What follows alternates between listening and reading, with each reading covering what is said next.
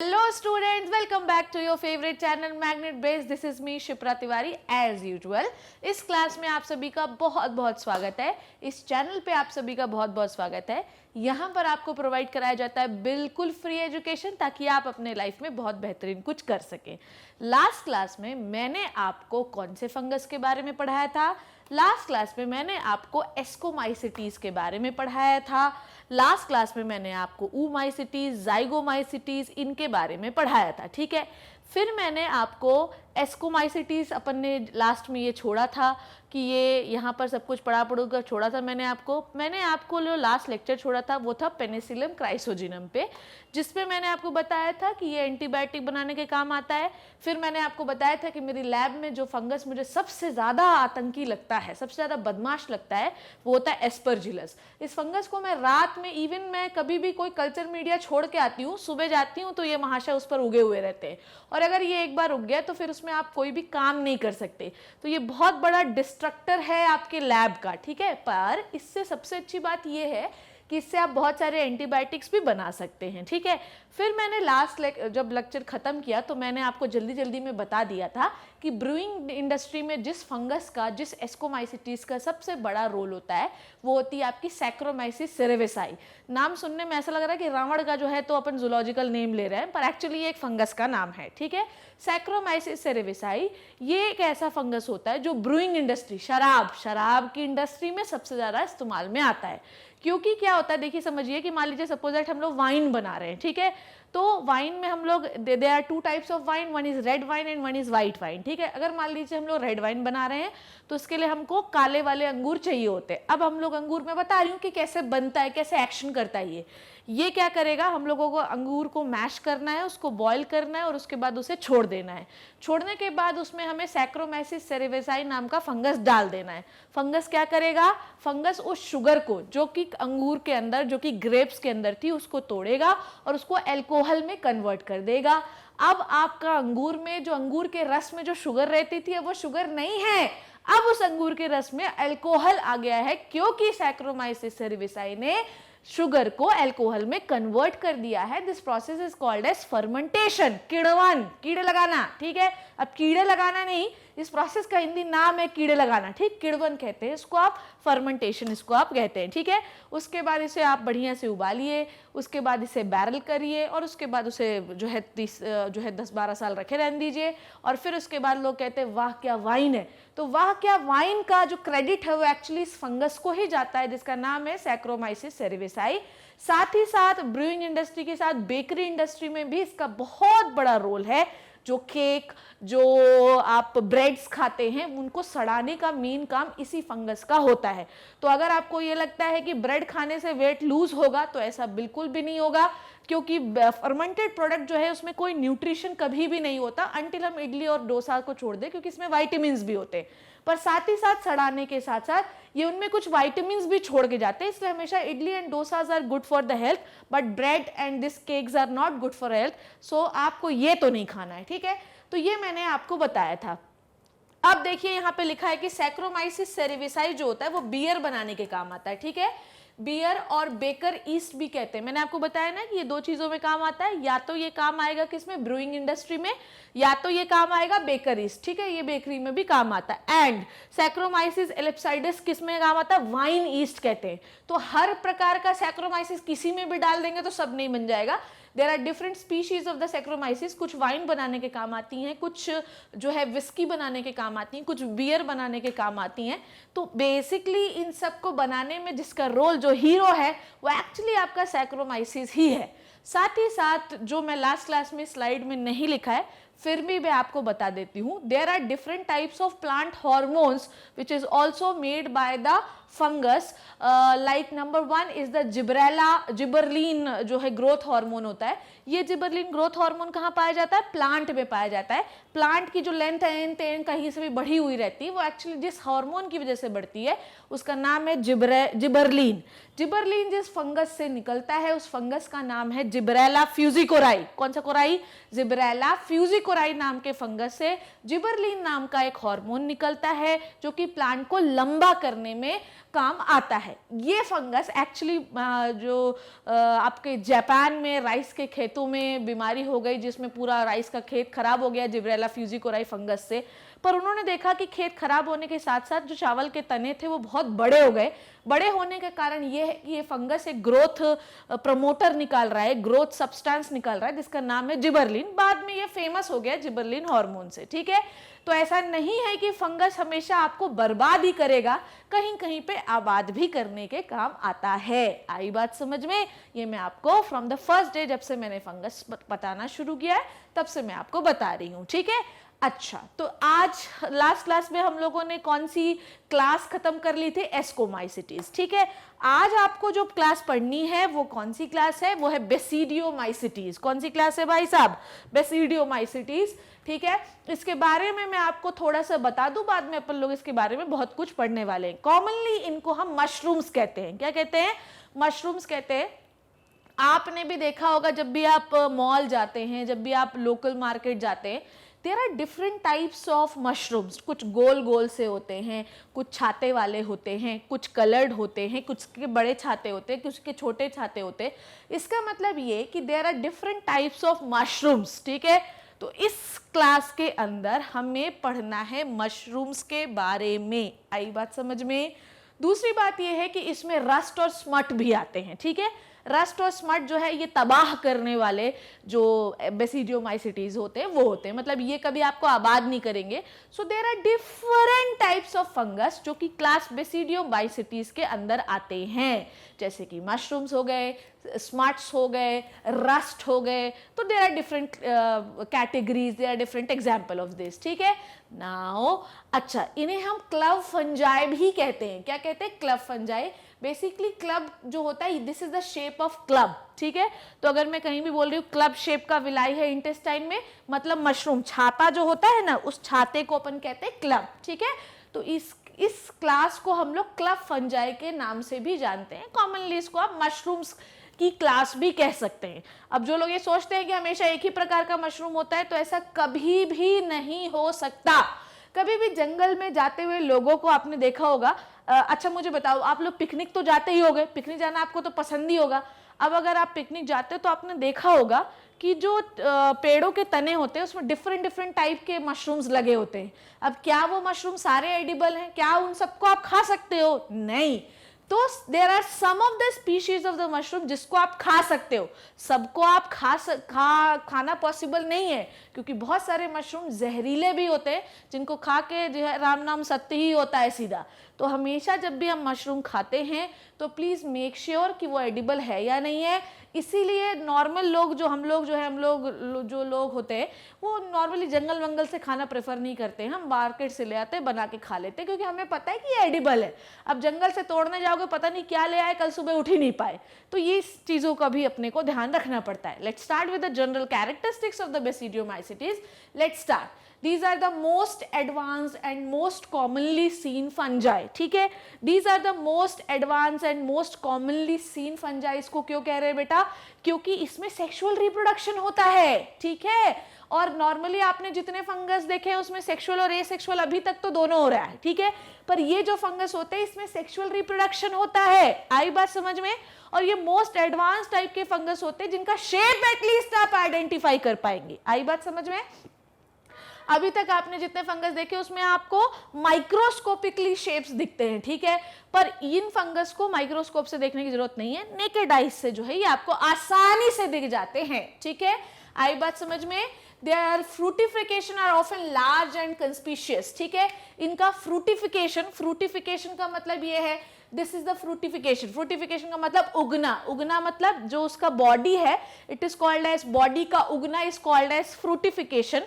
पर इनका उगना भी बड़ा ही कंस्पिशियस है, बड़ा ही विवादित है। क्यों है आगे के लेक्चर में अभी आपको समझ में आ जाएगा, ठीक है।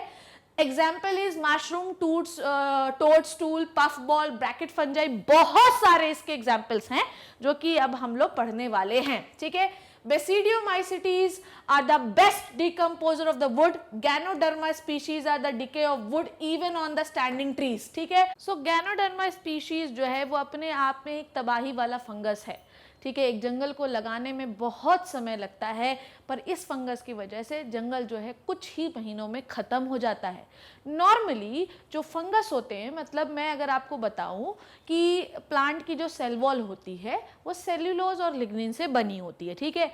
अगर प्लांट आपका पुराना हो गया है then the cell wall is made up of lignin only, ठीक है, बाहर की जो वॉल होती है। तो नॉर्मली फंगस जो है वो लिग्निन को मेटाबोलाइज नहीं करते, लिग्निन को यूज नहीं करते, पर ये जो है ना, गौर से देखिए इसे, ये जो फंगस होता है ये लिग्निन को भी मेटाबोलाइज करके पूरे हरे भरे ट्रीज को, पूरे बड़े बड़े जंगलों को खत्म कर सकता है। आई बात समझ में? So there are so many species of the fungus, there are so many species of the mushrooms, there are so many species of the basidiomycetes जो कि अच्छी भी हैं, edible भी हैं और कुछ खतरनाक भी होती हैं। so this is the sum of the mushrooms जो कि आगे आने वाले समय में हम लोग पढ़ने वाले हैं, ठीक है। now अब अगर हम बात करें स्ट्रक्चर की, किसकी बात करें? स्ट्रक्चर की।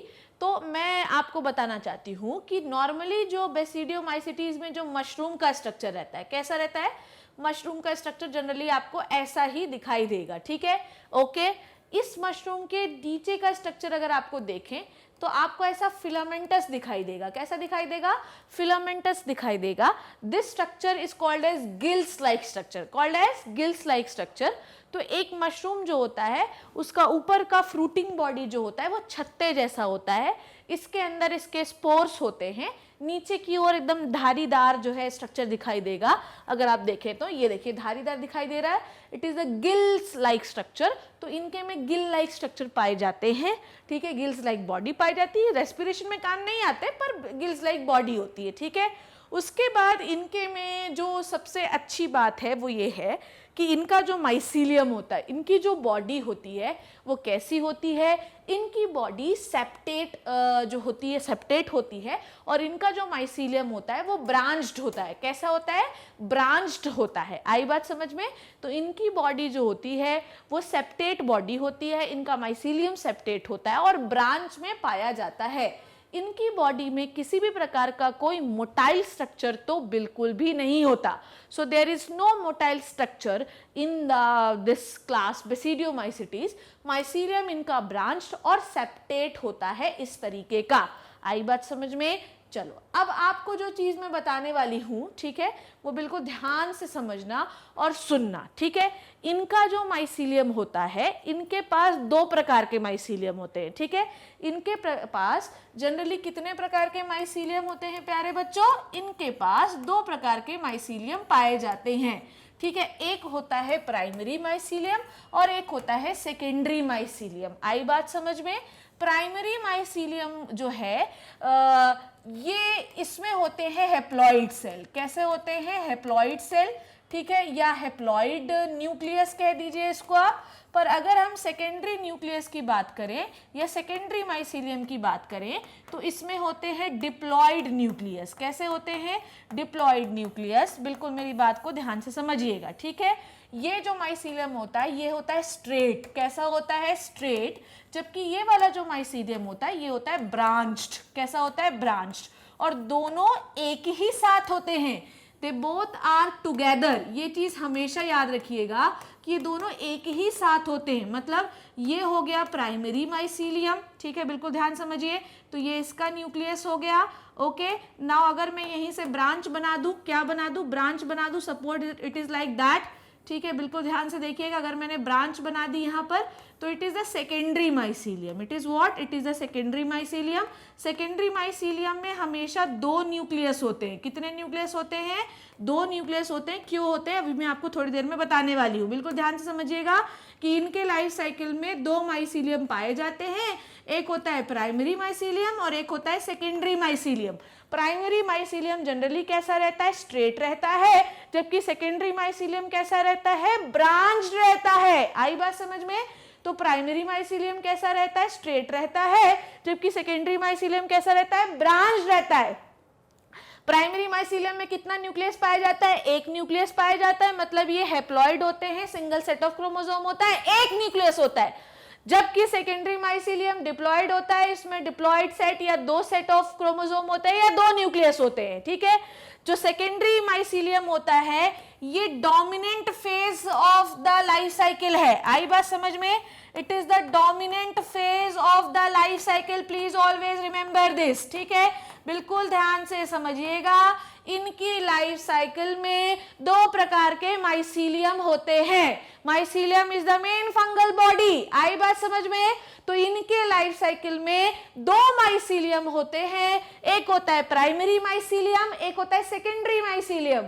प्राइमरी माइसीलियम सीधा होता है और एक न्यूक्लियस वाला होता है, सेकेंडरी माइसीलियम ब्रांच होता है और 2 न्यूक्लियस वाला होता है। फंगस की मेन बॉडी जो है वो थ्रेड लाइक स्ट्रक्चर से बनी होती है जिसको हाइफा कहते हैं। हाइफी जब कलेक्ट होता है तो माइसीलियम कहते हैं और माइसीलियम जब कलेक्ट होता है तो उसको थैलस कहते हैं और थैलस को ही हम फंगस कह देते हैं। तो माइसीलियम को भी हम एक फंगस कंसिडर कर सकते हैं, ठीक है। तो इनकी लाइफ साइकिल में बेसिकली 2 टाइप के माइसीलियम पाए जाते हैं। इनकी बॉडी में, इनके लाइफ साइकिल में 2 फेजेस होती है और जिस भी फंगस के लाइफ साइकिल में 2 फेजेस होंगी उसे हम क्या कहते हैं? Alteration of generation. क्या कहते हैं हम लोग?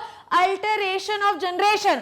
अगर आप एक ही लाइफ साइकिल में एक जैसे नहीं रह पा रहे हैं, आप अपना रूप बदल लिए हैं, तो अब आपकी लाइफ साइकिल में आपके 2 रूप हो गए। और अगर आपके जीवन काल में, जीवन चक्र में आपके 2 रूप होते हैं, ठीक है, तो इसे आप कहते हैं अल्टरेशन ऑफ जनरेशन। इंसान का बच्चा इंसान ही बना रहता है, पहले वो छोटे से बड़ा और बड़े से बूढ़ा हो जाता है, पर उनका जीवन चक्र एक ही प्रकार से चलता है।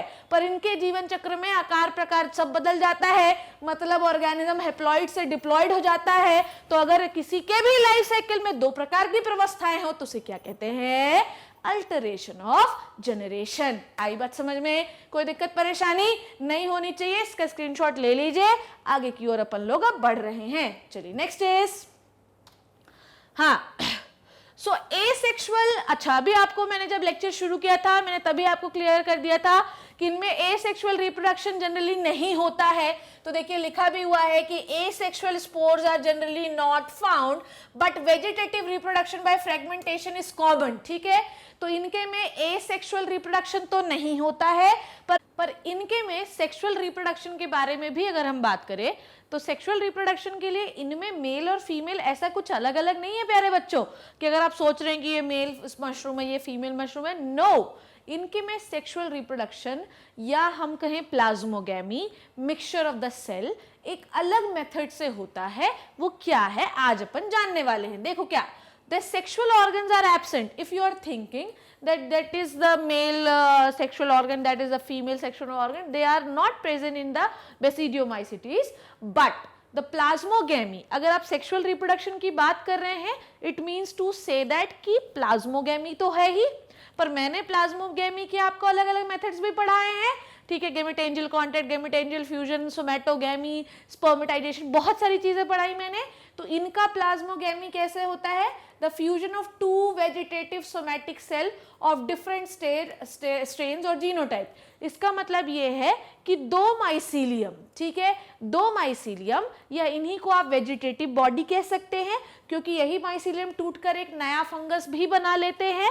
तो इसका मतलब ये कि वेजिटेटिव रिप्रोडक्शन तो बेसिडियोमाइसीटीज वाले फंगस शो कर ही सकते हैं, पर ये सेक्सुअल रिप्रोडक्शन कैसे शो करते हैं कि भाई एक का माइसीलियम तुम्हारा हो गया, दूसरा माइसीलियम मेरा हो गया, दोनों को आपने जोड़ देना है, ठीक है। तो ये क्या हो गई? Plasmogamy, the mixing of the cytoplasm and the plasma membrane of the 2 mycelium, done.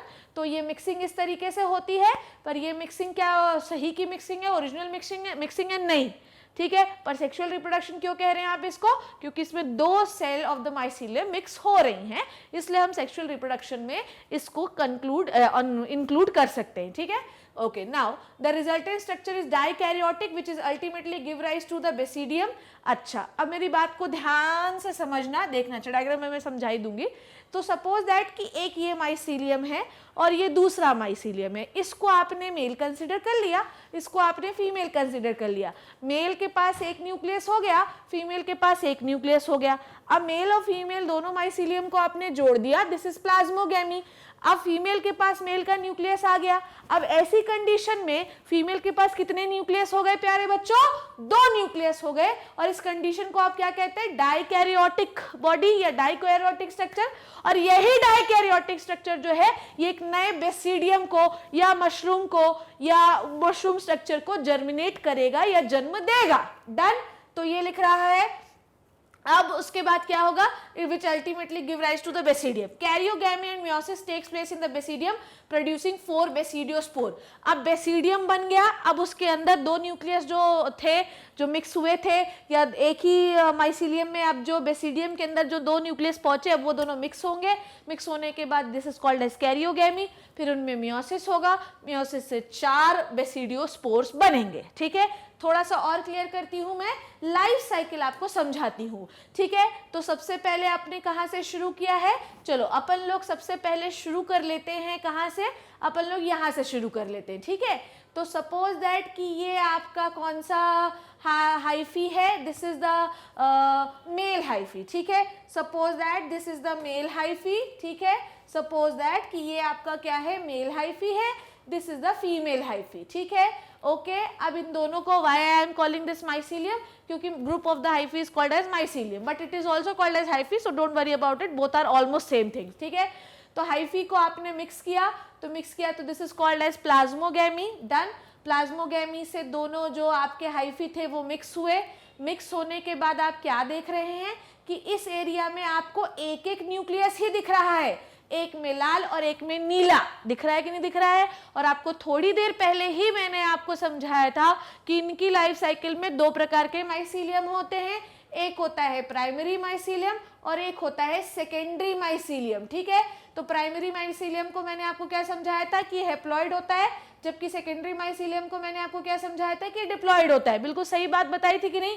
Primary mycelium कैसा होता है? स्ट्रेट होता है, जबकि सेकेंडरी माइसिलियम कैसा होता है? ब्रांच होता है। ठीक है, उसके बाद जब 2 हाइफी को मिक्स किया तो it is called as mycelium, क्योंकि ब्रांच हो गया हाइफी का, प्लूरल हो गए हाइफी, तो इसको आप माइसिलियम कहते हैं। ठीक है, उसके बाद जब आपने एक हाइफा दूसरे हाइफा से मिक्स किया तो अब इस वाले एरिया पे which is called as secondary mycelium, यहाँ पर दोनों के न्यूक्लियस आ गए, दोनों हाइफी के न्यूक्लियस आ गए, पर अभी न्यूक्लियस में मिक्सिंग नहीं हुई है। तो ऐसी कंडीशन में इन माइसिलियम को हम डाइकैरियोटिक माइसिलियम कह सकते हैं, क्योंकि अभी न्यूक्लियस की मिक्सिंग दोनों की न्यूक्लियस की मिक्सिंग नहीं हुई है। अब आगे बात, तो अब इस माइसिलियम में डाइकैरियोटिक कंडीशन है। अब ये माइसिलियम जो है ये बेसिडियम बनाएगा। बेसिडियम मतलब कि मशरूम का जो छाता आपको दिखाई देता है, इस छाते के नीचे कुछ धारीदार जालदार दिखाई देता है, इस जालदार चीज को आप कहते हैं गिल्स। और इन्हीं गिल्स के अंदर देखिए ये छोटे छोटे बेसिडिया होते हैं, जो कि आपको मे बी ना दिखाई दे पर होते हैं। ठीक है, ये बेसिडिया का थोड़ा सा और मैग्नीफाई करें, बड़ा करें, तो ये ऐसा दिखाई देता है। ठीक है, अब इस बेसिडियम के अंदर कितना न्यूक्लियस है बेटा? 2 न्यूक्लियस है, एक है रेड वाला, एक है नीला वाला। ठीक है, तो ये दोनों न्यूक्लियस अब बेसिडियम के अंदर है। मतलब आपने क्या देखा कि 2 माइसिलियल हाइफी आपस में मिक्स हुए तो अभी न्यूक्लियस मिक्स नहीं हुआ, सिर्फ प्लाज्मा गैमी हुई या साइटोप्लाज्म मिक्स हुआ। साइटोप्लाज्म मिक्स होने के बाद अब आपका जो माइसिलियम बना वो डाइकैरियोटिक हो गया। इस डाइकैरियोटिक माइसिलियम ने मशरूम का छाता बना दिया। छाता के नीचे एक स्ट्रक्चर है which is called as basidia. Basidia के अंदर अभी 2 न्यूक्लियस है जो कि फ्यूज नहीं हुए हैं। ठीक है, अब ये देखिए ये बेसिडियम हमारे पास है और इसके अंदर 2 न्यूक्लियस हमको दिखाई दे रहे हैं। अब ये मैं बिंदियां मिटा दे रही हूँ, नहीं तो आधे लोगों को लगेगा कि 5-6 न्यूक्लियस दिख रहे हैं। ठीक है, तो ये हो गया। उसके बाद अब देखो यहाँ पर होगी कैरियोगैमी। क्या होगी? कैरियोगैमी। इसी बेसिडियम के अंदर जो गिल, जो मशरूम के नीचे होता है गिल लाइक धारीदार स्ट्रक्चर, उसके अंदर छोटे छोटे बेसिडियम पाए जाते हैं और इस बेसिडियम के अंदर अब इन न्यूक्लियस की फ्यूजन होगी which is called as karyogamy. Karyo का मतलब न्यूक्लियस, गैमी का मतलब फ्यूजन। अब होगी कैरियोगैमी। कैरियोगैमी मतलब mixing of the nucleus. Mix हो गया न्यूक्लियस, मिक्स कर दिया आपने न्यूक्लियस, देखो लाल और नीला दोनों मिक्स दिखाई दे रहा है। अब आपका जो बेसिडियम हो गया वो कैसा हो गया? डिप्लॉइड। क्या हो गया? डिप्लॉइड। अभी तक आपका बेसिडियम कैसा था? डाइकैरियोटिक, मतलब न्यूक्लियस मिक्स नहीं हुए थे। अब आपका जो सही मायने में अब आपका बेसिडियम हो गया है कैसा? डिप्लॉइड, मतलब double set of chromosome. Done. अब इन न्यूक्लियस में होगा मियोसिस। मियोसिस मतलब 1 का 4। ठीक है, हम लोग कोई चीज टिकट ब्लैक नहीं कर रहे। 1 का 4 मतलब 1 से डिवाइड होगी तो 4 सेल बनेंगी। Okay, this is called as meiosis. तो 1 का 4 अपन ने कर लिया, this is called as meiosis. अब आपके जो 4 न्यूक्लियस बने, ठीक है। ये चारों न्यूक्लियस डेवलप्ड होंगे और इसी बेसिडियम के ऊपर 4 बेसिडियोस्पोर्स बनाएंगे, ठीक है। अब ये बेसिडियोस्पोर्स जो होंगे वो ध्यान से समझिए, ये बेसिडियोस्पोर जो है जमीन में गिरेंगे और नया बेसिडियम बनाएंगे। आई बात समझ में? सो ये बेसिडियम के ऊपर 4 आपके बेसिडियोस्पोर लगे हुए हैं, ये 4 बेसिडियोस्पोर जमीन में गिरेंगे और फिर नया फंगल हाइफी बनाएंगे जो कि हेप्लॉइड होगा। कैसा होगा? हेप्लॉइड होगा। फिर ये फंगल हाइफी आपस में मिक्स होंगे, ठीक है। तो ये बेसिडियोस्पोर जमीन में गिरे, जर्मिनेट हुए, हाइफा बनाए, दोनों हाइफा कैसा है? हेप्लॉइड है। अब ये दोनों हेप्लॉइड हाइफा जो है वापस में मिक्स होंगे, ठीक है। आपने क्या देखा प्यारे बच्चों? मैडम हमने ये देखा कि इस पूरी कंडीशन में हमारे पास सिंगल सेट ऑफ क्रोमोसोम है, पर इस कंडीशन में हमारे पास n+n कंडीशन है और यहाँ पर हमारे पास 2n कंडीशन है। एक ही लाइफ साइकिल में एक छोटा सा मशरूम जिसको आप खा जाते हैं, सोचते भी नहीं है, उसके लाइफ साइकिल में 3 अलग अलग फेजेस होती हैं। इसको हम कहते हैं अल्टरेशन ऑफ जनरेशन। क्या कहते हैं? Alteration of generation. अपने दिमाग की बत्तियां खोलिए और इसे ध्यान से देखिए कि जिस मशरूम को आप हल्के में लेते हैं, एक्चुअली वो हल्की चीज़ नहीं है, उसकी लाइफ साइकिल में 3 अलग अलग चीज़ें होती हैं और इस मेथड को अपन लोग कहते हैं अल्टरेशन ऑफ जनरेशन। बिल्कुल घबराइएगा मत, बड़ा ही आसान सा चीज़ है। ओके, ठीक है, कोई दिक्कत परेशानी? नाउ उसके बाद ये जो बेसिडियोस्पोर्स होते हैं, ये बेसिडियोस्पोर जो होते हैं ये जमीन में गिर जाते हैं और नया माइसीलियम बनाते हैं और नया बेसिडिया बनाते हैं। फिर वही कंडीशन। उसके बाद ये जो बेसिडिया होते हैं, बेसिकली सारे बेसिडिया जो होते हैं वो लीनियरली अरेंज होकर वो छाता बनाते हैं। आई बात समझ में? तो क्या हुआ? सेक्सुअल रिप्रोडक्शन हुआ, सेक्सुअल रिप्रोडक्शन के बाद मियोसिस हुआ, मियोसिस के बाद बेसिडियोस्पोर बने, बेसिडियोस्पोर जमीन में गिर गए, ठीक है। फिर ये बेसिडियोस्पोर वही फंगल हाइफी बने, फंगल हाइफी ने मेटिंग की और फिर उन्होंने बनाया क्या? Basidium. Basidium is the arrangement of the basidiospore, linearly arrangement in the gills, lower body. धीरे धीरे उनके ऊपर वो छाता बन गया जिसे हमने, या छाता बन गया मतलब पूरा बेसिडियम इज अ छाता और उसके नीचे एक डंडा बन गया जिसे आप कहते हैं basidiocarp. So this is all the structure of the basidiocarp, मतलब नीचे डंडा ऊपर छत्ता, ठीक है। ओके, तो इस तरीके से आपका पूरा एक मशरूम बन गया। उसके बाद आप basidiocarp is called as mushroom, जिसके ऊपर एक ऊपर छाता होगा और नीचे स्टाइप मतलब वो डंडा होगा। Okay, the common members are the agaricus, mushroom, ustilago smut and puccinia is the rust fungus, ठीक है।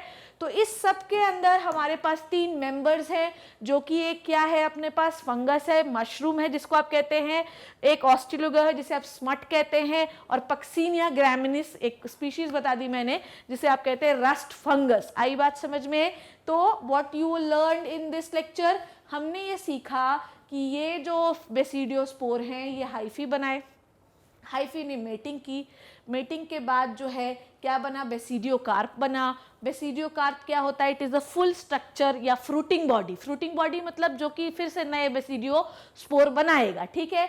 तो बेसिडियोकार्प के अंदर क्या होता है? छत्ता, नीचे स्टाइप। ओके, उसके बाद बेसिडियोकार्प जो है फिर वही डाइकैरियोटिक कंडीशन, फिर मेटिंग, मेटिंग के बाद फिर से नया बेसिडियम, ठीक है।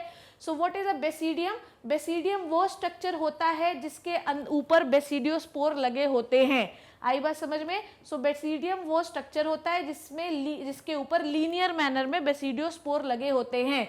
बाद में यही बेसिडियोस्पोर ये पूरा छत्ता बनाने का काम करते हैं। आई बात समझ में? कोई दिक्कत परेशानी नहीं होनी चाहिए। सो अलग अलग मैं आपको फिर से बता देती हूँ। What is the basidium? Basidium वो स्ट्रक्चर है जिसके ऊपर बेसिडियोस्पोर लगे होते हैं। बेसिडियोस्पोर क्या होते हैं? बेसिडियोस्पोर वो स्पोर होते हैं जो कि एक नया मशरूम बनाते हैं। What is the basidiocarp? Basidiocarp का मतलब फुल फंगस, ठीक है, या फुल मशरूम। ओके, डन, ठीक है, कोई दिक्कत परेशानी? सो this is all about the class basidiomycetes. इसके कुछ एग्जाम्पल हैं जिसके बारे में हम नेक्स्ट क्लास में पढ़ेंगे। So see you in the next class. इसमें अगर कोई डाउट हो तो प्लीज लेट मी नो। कोई ज्यादा टेंशन वाली बात इसमें एक्चुअली नहीं है। ओके, तो नेक्स्ट क्लास में एक बार छोटा सा रिवीजन करवा दूंगी और इसके कुछ स्पीशीज के बारे में जो कि बहुत इंटरेस्टिंग है नेक्स्ट क्लास में बात करेंगे। So thank you so much. घर पे रहिए और सेफ रहिए। अगली क्लास में मिलते हैं।